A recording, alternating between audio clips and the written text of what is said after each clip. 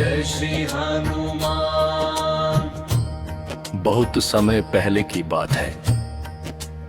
एक छोटे से गांव में एक गरीब लेकिन श्रद्धालु वृद्धा रहती थी। वह हर मंगलवार को भगवान हनुमान जी का व्रत रखती और पूरे मन से उनकी पूजा किया करती थी। वृद्धा का विश्वास था कि सच्चे मन से की गई भक्ति कभी व्यर्थ नहीं जाती। वृद्धा के पास धन दौलत तो नहीं थी, लेकिन उसके मन में भगवान के प्रति अटूट प्रेम था। वो सुबह जल्दी उठकर स्नान करती, घर को साफ करती और मिट्टी के दीपक में घी का दीप जलाकर हनुमान जी की आरती गाती। उसका एक बेटा था जिसका नाम मंगल था। वृद्धा अपने बेटे से बहुत प्रेम करती थी। वो उसे हमेशा सच बोलने, दूसरों की मदद करने और भगवान का नाम लेने की सीख देती रहती। एक दिन भगवान हनुमान जी ने वृद्धा की भक्ति की परीक्षा लेने का निश्चय किया।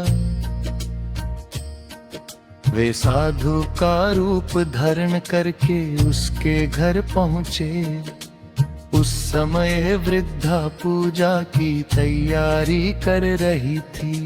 साधु ने कहा, माता, क्या मुझे भोजन मिलेगा? मैं बहुत भूखा हूं। वृद्धा ने विनम्रता से कहा, महात्मा जी अवश्य मिलेगा। बस थोड़ी देर प्रतीक्षा करे, मैं भगवान की पूजा पूरी कर लूं। साधु बोले, मुझे बहुत भूख लगी है।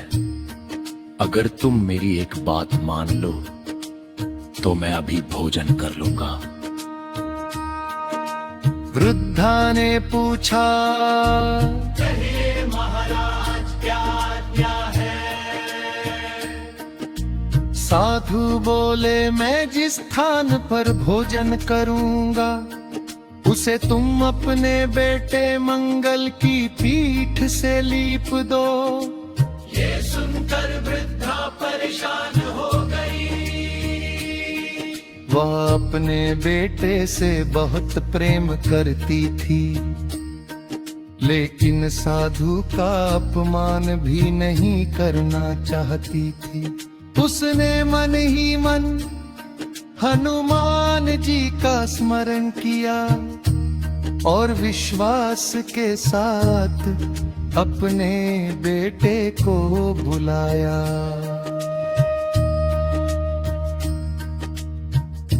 मंगल ने अपनी माँ से कहा, माँ, यदि यह कार्य किसी संत की सेवा के लिए है तो आप चिंता मत करो।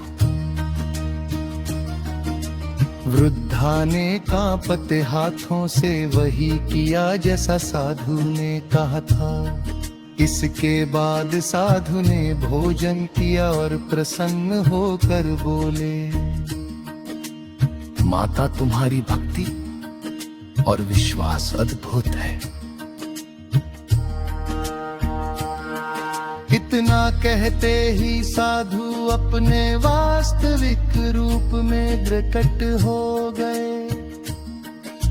सामने स्वयं बजरंग बली खड़े थे।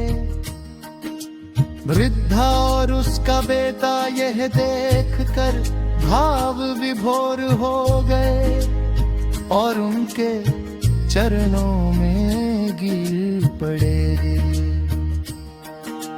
हनुमान जी ने आशीर्वाद देते हुए कहा, जो भक्त सच्चे मन से मंगलवार का व्रत करेगा उसकी सभी परेशानियां दूर होंगी। उसके घर में सुख, शांति और समृद्धि बनी रहेगी। उस दिन के बाद वृद्धा का जीवन सुखमय हो गया।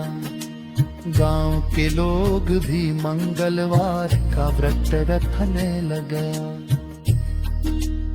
कथा से सीख, सच्ची भक्ति में बहुत शक्ति होती है।